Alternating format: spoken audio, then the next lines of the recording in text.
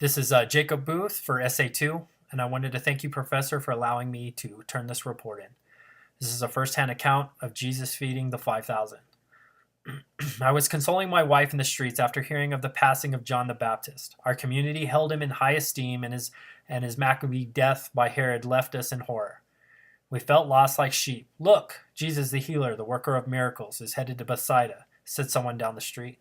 I had heard of Jesus. I had listened to a witness who saw John baptizing him in the river, an experience that he said defied earthly knowledge.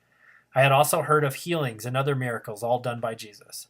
So my wife and our 3 children followed the crowd as we all set out seeking him.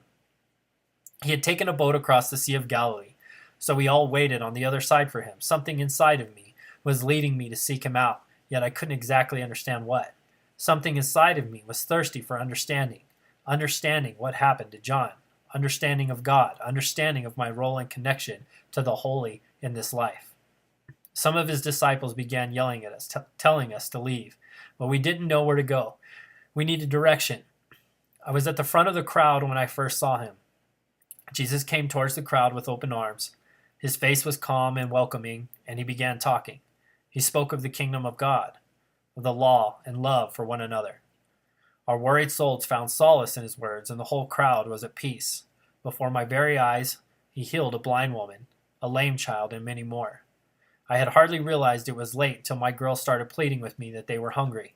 The men with Jesus began questioning the crowd about what food we had brought.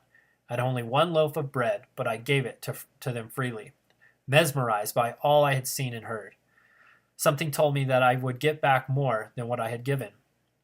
The disciples then had us sit in groups of 50. It quickly spread that there was about 5 loaves in all and 2 fish present among the whole crowd of 5,000 men, plus women and children. But then the disciples began bringing food to each group of 50. My family and I filled ourselves on bread and fish. We had not eaten such a hearty meal in a while.